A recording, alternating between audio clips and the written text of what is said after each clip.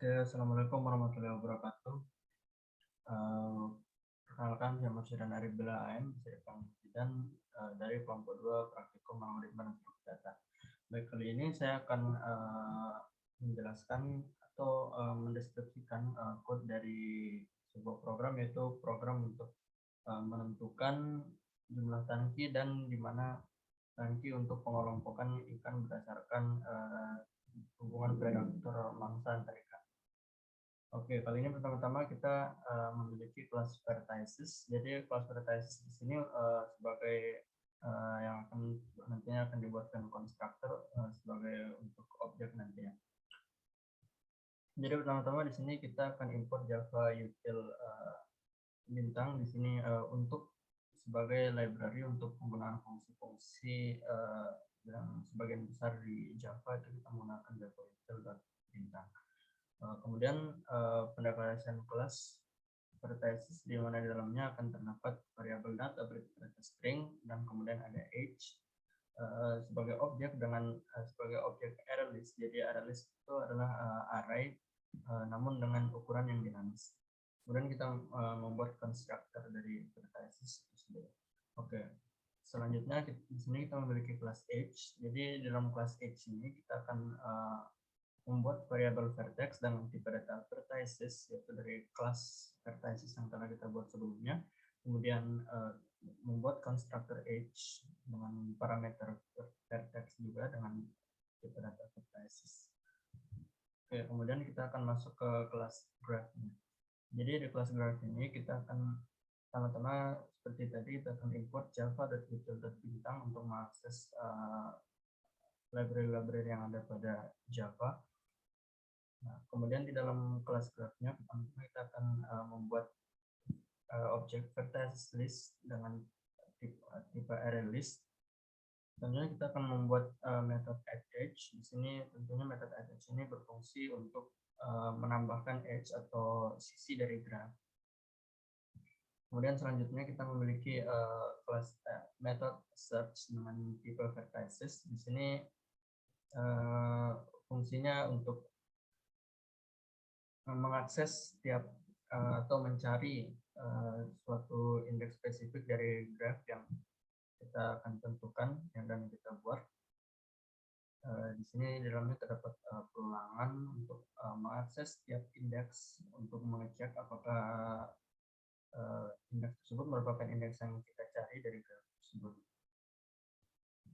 Kemudian selanjutnya di sini kita memiliki metode find index dengan tipe integer. Kemudian find index ini tentunya juga untuk mencari indeks dari graph yang sudah kita buat tergantung dari berapa size yang telah kita buat pada RLC.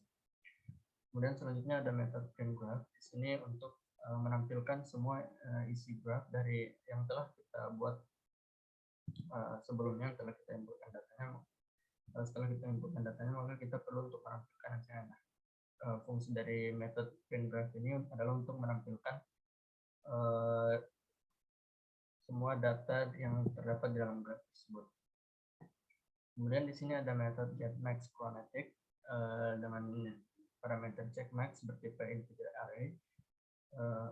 Di sini getMax chromatic ini berfungsi untuk mengecek nilai maksimum dari graph yang telah kita buat.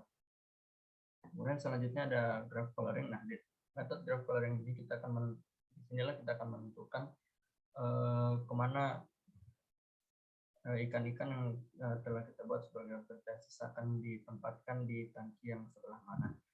Jadi pertama kita akan membuat color result dengan tipe data integer sebagai objek baru. Kemudian selanjutnya kita akan men-set color result tersebut sebagai 0. Kemudian di sini juga terdapat variabel bertipe boolean di sini untuk mengecek jika suatu vertex telah di coloring.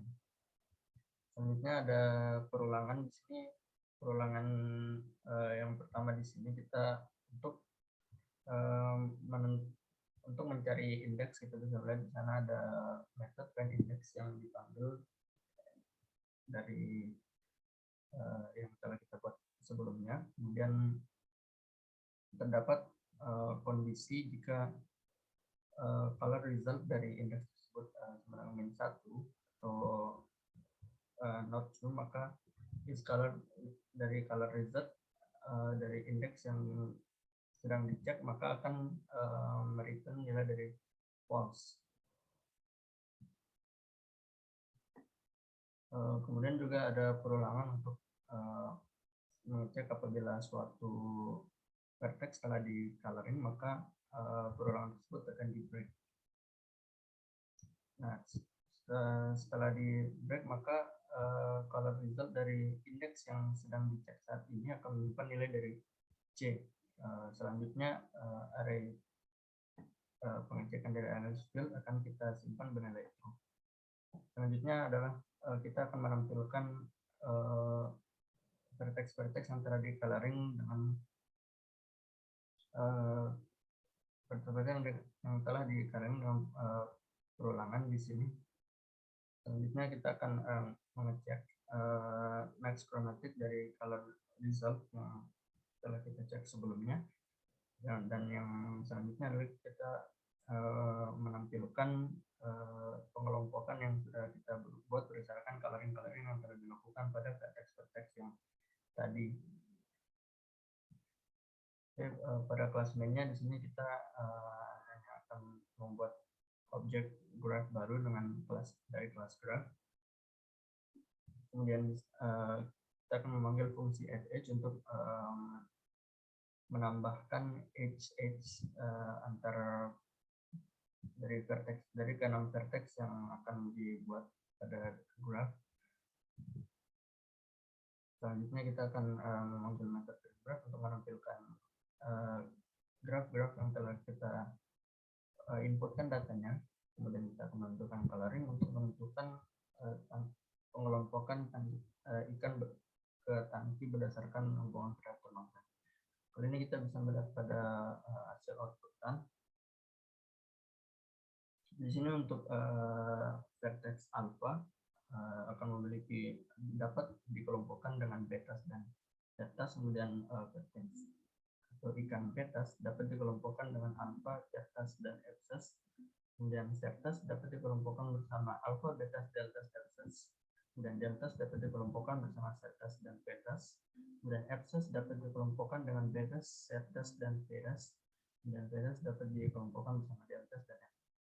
Kemudian berdasarkan pengelompokan tersebut, kita akan menentukan coloring untuk masing-masing vertex. Nah, jadi di sini vertex alpha akan memiliki coloring 0, kemudian betas akan memiliki coloring 1, kemudian sertas akan memiliki color 2, kemudian deltas dan epses akan memiliki 0, yaitu dikelompokkan bersama dengan alpha, sementara betas akan dikelompokkan dengan betas. Dan selanjutnya dapat kita lihat bahwa pengelompokannya yaitu di tangki 1 akan terdapat alpha, deltas, dan epses, di tangki 2 akan ada betas dan betas, dan di tangki 3 akan ada sertas. Oke, jadi itu saja yang dapat saya sampaikan. Kurang lebihnya mohon maaf. Assalamualaikum warahmatullahi wabarakatuh.